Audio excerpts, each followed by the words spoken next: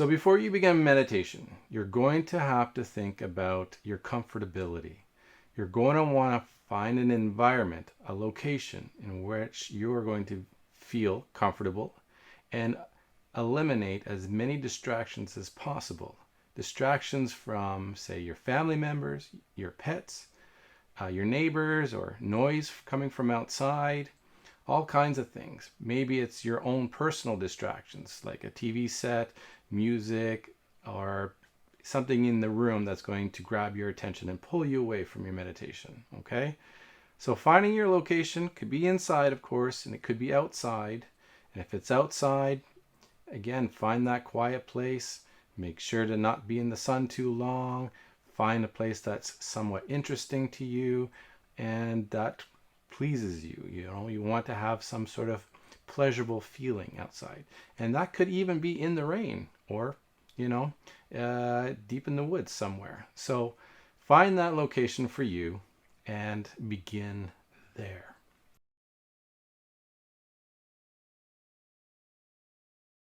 People often ask me whether or not it's okay to lie down in a class. Can I lie down? And I say yes. Lying down brings you into a mode where you go into sort of a dreamland. You start to dream. You start to go fantasy in your mind, which is okay. It's relaxing. It's nice. And relaxing and nice is a wonderful thing to do anyway. But it's not quite meditation. So we want to avoid that. Save that for another time. And whether you choose to lie down or not, you're still going to want to have comforts. So have some pillows, have some blankets. And even if you're sitting, you can have blankets to wrap around you, to lay across your legs for warmth. Even if it's not just for warmth, it's just for comfort reasons. It's a good, wonderful thing to have. Now, could you sit in a chair? Absolutely, you can sit in a chair. But I would only reserve that for those who don't have the ability to sit on the floor. You want to sit on a cushion of some kind, if you can. Now, something as simple as a pillow is something I've used for a long time. Even when I had other items to sit on, I kept going back to the pillow. Other items are things that you will see in a meditation class or a yoga class, or you'll see this online or on YouTube, things called a zufa. Now, a zufa, I want to bring this out, is something like this, okay? It's designed to be sat on for long periods of time. It's cushiony. Some are very firm and hard. It may not be the right thing for you. And if you buy the wrong thing, you got to live with that. And it, again, may distract you. And any of these distractions that come your way are going to make you feel like you failed in your meditation. You're going to feel like you can't do it, which is, in my opinion, not true. Everybody can meditate, but you might as well set yourself up for success whenever possible. So this is another zufa. It's a little bigger. Well, I don't even know if you would call it a zufa, but here's another item to sit on. This one, again, I got from a store that specializes in meditation and trinkets and crystals and things like that. And, they sell a lot of these types of cushions. So this in particular, when you're sitting down, it raises your legs up like this, because you're sitting and you're scrunching it in here and your legs end up being raised. The thing that I don't like about that is that your blood flow goes up now and it starts to get a little bit sore on the lower back. So this one here, especially after I've used it for a while, tended to sink a little bit and became more discomforting than what it was intended for. Now, there are some people who do like to kneel. In ancient times, samurais, they would kneel in their meditation and they would go a long time. And what would happen is that it would become so discomforting that their meditation became dealing with the pain. And they would receive discipline in that form in which they can deal with that pain longer and longer and longer. But I am encouraging you to find something that's comforting. So there's actually this item out there to help people kneel down for a long period of time. And it looks like this. It's a little wooden thing. It's pretty clever. It opens up like this, and it's got this little design here at the bottom to help. It curves. I would find a yoga mat or any kind of mat, carpet, okay, and then that's what my knees would rest on while sitting on one of these. This is actually will allow you to kneel down for quite a long time. Okay. The other thing about kneeling, when you're kneeling, is that it doesn't just hurt the knees, it hurts everything in your legs, okay? Right from the calf muscles, okay, to the thighs. You know, I feel it a lot in the thighs.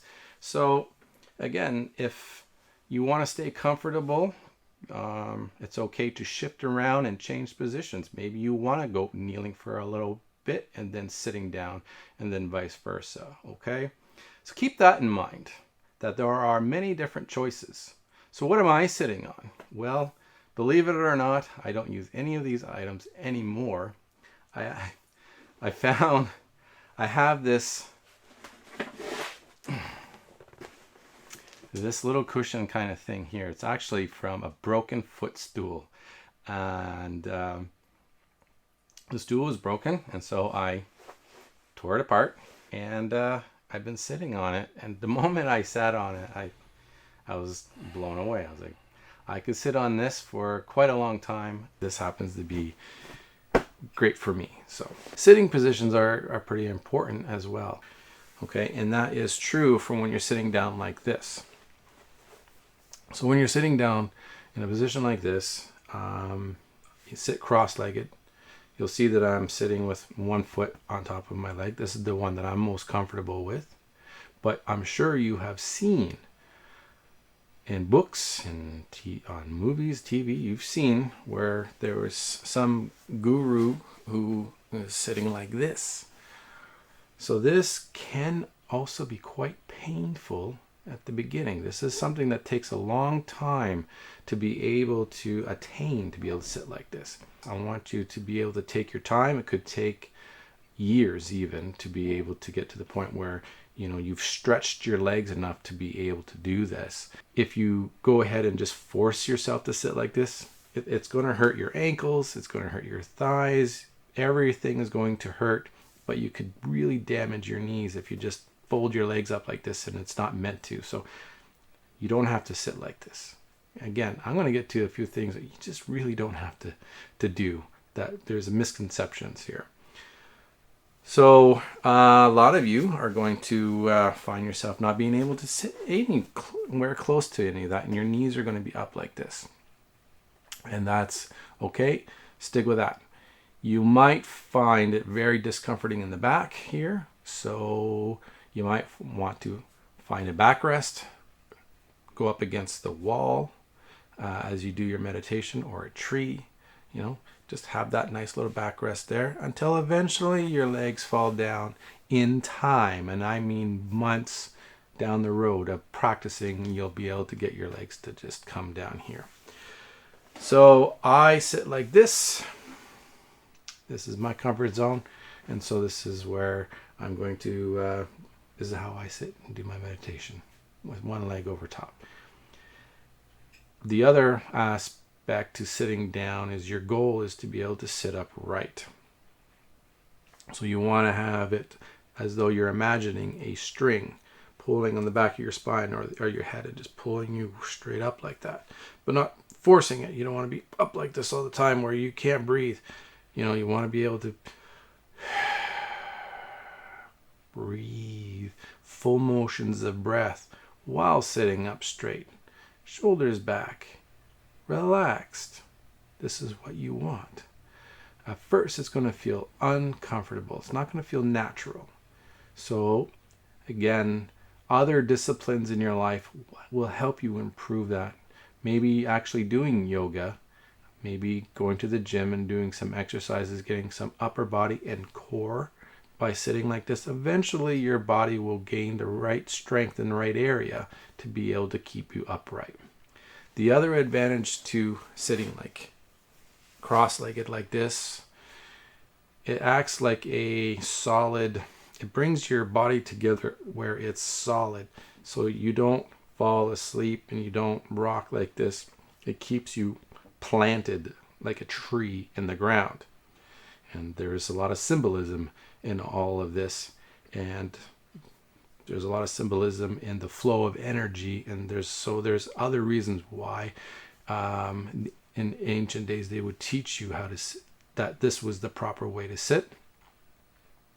But I'm not going to go there. What I want from you is to be able to sit comfortably so that you can begin your meditation journey and the mind's journey and go from there.